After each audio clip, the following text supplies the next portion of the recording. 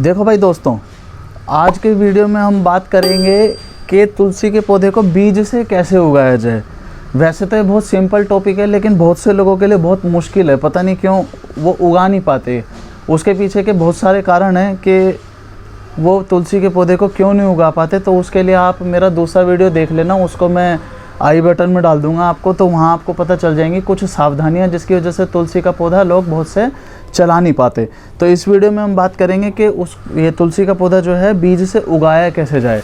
तो सबसे पहली बात आती है मिट्टी की। वैसे तो तुलसी का पौधा किसी भी प्रकार की मिट्टी में चल जाता है, लेकिन अगर आप चाहते हो कि तुलसी का पौधा आपका बहुत अच्छे से चले, उसके पत्ते बड़े बड़े हों और घना दिखे और वो खुशबू भी अच्छे तरीके से दे, तो उसके लिए आपको एक अच्छी मिट्टी का चुनाव करना बहुत ज़रूरी है। अब जैसे कि मेरी मिट्टी देख रहे हो आप, इसमें 80% गोबर की खाद और 20% रेतली मिट्टी है, ठीक है। लेकिन गोबर की खाद जो है वो पूरे तरीके से सड़ी हुई होनी चाहिए। अगर ऐसा नहीं होगा तो आपका तुलसी का पौधा मर जाएगा। अब सड़ी हुई की पहचान ये है कि उसका एक तो रंग जो है वो पूरे तरीके से बिल्कुल ब्राउन हो चुका होगा, मतलब लाइट ब्राउन नहीं होगा, एकदम डार्क ब्राउन हो चुका होगा, मतलब ब्लैक के काफ़ी नज़दीक। और दूसरी, अगर आप रंग में भी कंफ्यूज हो रहे हो तो दूसरी पहचान ये है कि वो सूखी हुई होगी, गीली नहीं होगी। और तीसरी बात, उसमें बिल्कुल भी बदबू नहीं होगी, ठीक है।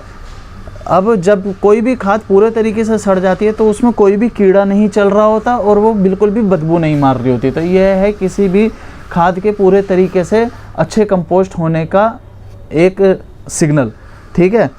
लेकिन अब बहुत से लोग कहेंगे कि मेरे को तो गोबर की खाद मिल नहीं पा रही, तो उनके लिए यह है कि आप थोड़ा सा पैसा खर्चो, ठीक है।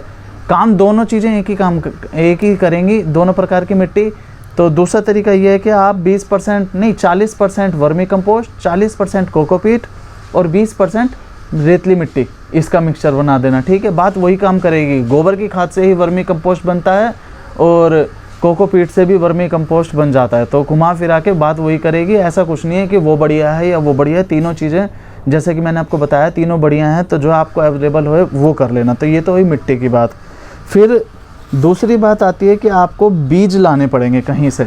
तो जैसे कि देखो, ये तुलसी का पौधा देख रहे हो आप, इसके ऊपर बीज आ रहे हैं छोटे छोटे। अभी बीज तो इस पे भी आ रहे हैं, ठीक है, लेकिन ये हरे कलर के हैं, तो इनको सूखने का इंतज़ार करना है। जिसके भी घर में हो रहे हैं आपके पास या आपके पास खुद के पास।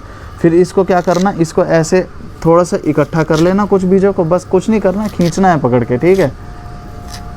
तो ये जब पूरे तरीके से सूखे होंगे तो ये आसानी से आएंगे और कुछ बीज नीचे भी गिर जाएंगे।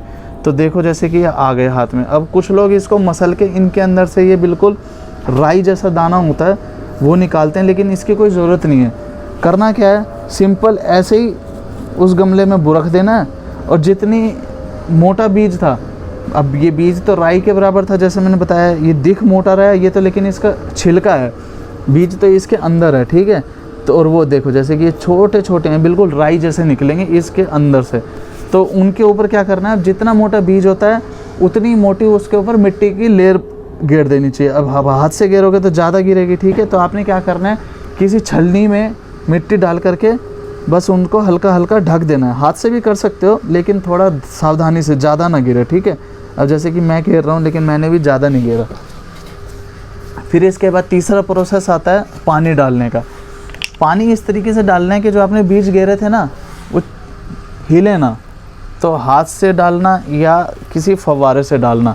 वैसे मेरे पास फव्वारा भी है, लेकिन मैं आपको हाथ से डाल के दिखा रहा हूँ, नहीं तो आप कहोगे कि खुद तो फव्वारे से डाल दिया और हमें अलग तरीका दिखा रहा है। तो इस तरीके से हल्के हाथ से डाल लेना, थोड़ी देर लगाना, क्योंकि जल्दबाजी के चक्कर में सारे बीज हिल जाएंगे, ठीक है।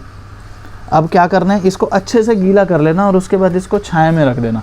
छाया का ये मतलब नहीं है कि आप इसको किसी पेड़ के नीचे या छज्जे के नीचे रख दो, खुले वातावरण में रखना है, लेकिन ऐसे एरिया में जहाँ धूप ना पड़े। अगर धूप पड़ती भी है तो इस चीज़ का ध्यान रखना है कि धूप गर्मियों की तेज़ धूप ना हो, हल्की धूप हो, ठीक है। अब किसी भी प्रकार के मौसम में तुलसी के बीज उग जाते हैं, बस टेम्परेचर जो है वो 35 डिग्री से ऊपर ना जाए। अगर ऐसा है तो आप उसको ग्रीन नेट से कवर कर सकते हो और उसके बाद ये 7-8 दिन में अपने उग जाएंगे। जैसे कि देखो इस गमले में 1 2 3 4 5 6 7 और 8 9 10 12 13 तुलसी के पौधे उग रहे हैं। ये भी मैंने इसी तरीके से उगाए थे। ये देखो जैसे कि गिलास में 3 पौधे उग रहे हैं। ये सब मैंने किसी को, जैसे कोई भी आता है मेरे पास तो उन सबको देने के लिए उगाए हैं। और ये वाले भी, इनको अब मैं थोड़े दिनों में गिलास में शिफ्ट कर दूंगा और जैसे कि अभी उगाए हैं, ये भी जब बढ़ेंगे तो ये सब भी मैं किसी को दे दूंगा, क्योंकि मेरे पास तो ऑलरेडी बहुत सारे तुलसी के पौधे हैं। अब जैसे कि देखो ये है, इसके सारे बीज अभी मैंने थोड़ी देर पहले ही काटे हैं। तो इस तरीके के मैं क्या करता हूँ, मैं जैसे कि जब पौधे बहुत ज़्यादा हो जाते हैं, जैसे कि देखो ये तुलसी का पौधा है, ये मैंने उखाड़ा है, ठीक है, क्योंकि इसकी मेरे को ज़रूरत नहीं थी।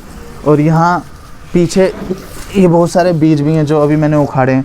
तो इसका क्या करूँगा, मैं इसको फेंकूँगा नहीं। फेंकने से तो वैसे भी तुलसी के पौधे को फेंकना नहीं चाहिए। तो इसका आप दो काम कर सकते हो, इसके पत्ते को सुखा के रख सकते हो चाय वगैरह में डालने के लिए, लेकिन मैं ये काम नहीं करूँगा, क्योंकि मैं तो ताज़े पत्ते यूज़ कर लेता हूँ चाय वगैरह में जब भी ज़रूरत होती है। तो मैं क्या करूँगा, इन पत्तों को पूरे तरीके से सुखा लूँगा। हाँ, आप एक काम और कर सकते हैं, इनकी खाद भी बना सकते हो। तो मैं क्या करूँगा, मैं इनको सुखा लूँगा, और मेरे पापा जो हैं वो हवन करते रहते हैं, तो अब उनको सुखा के वो इन लकड़ियों को भी हवन में जला देते हैं। तो उससे क्या होता है, एक अच्छा प्रकार की इसकी भी खुशबू फैल जाती है पूरे हवन के साथ पूरे घर में, तो वो भी एक अच्छा लगता है। तो इस प्रकार से इनको सुखा लेंगे हम। तो ये पूरा मैंने आपको प्रोसेस बताया कि तुलसी के पौधों को बीजों से उगाने के लिए एक अच्छा प्रोसेस क्या है। तो आप भी अगर आप इस तरीके से उगाएंगे तो आपके पौधे जो हैं वो पक्का उगेंगे। अब इनको चलाने अच्छे तरीके से आगे प्रोसेस में कैसे चलेंगे, उसके लिए आप मेरा दूसरा वीडियो देख लेना। उसमें मैंने आपको पूरी जानकारी दी है तुलसी के पौधे के बारे में, कि आपका पौधा कभी भी उस तरीके से मरेगा नहीं, और एक हेल्दी पौधा रहेगा, पत्ते बड़े बड़े रहेंगे, और अच्छी प्रकार से घना भी रहेगा। तो उसके लिए आप मेरा दूसरा वीडियो देख सकते हो। और इस वीडियो में इतना ही। ये वीडियो देखने के लिए आपका बहुत बहुत धन्यवाद। मिलते हैं अगले किसी नई वीडियो में। तब तक के लिए आपने क्या करना है, चैनल को सब्सक्राइब करना है, और किसी ज़रूरतमंद के साथ वीडियो को शेयर करना है, और सारे के सारे नोटिफिकेशन ऑन करने हैं, जैसे कि बेल बटन वगैरह सब प्रेस कर लेना, ठीक है। तो मिलते हैं अगले किसी नई वीडियो में। ये वीडियो देखने के लिए आपका बहुत बहुत धन्यवाद।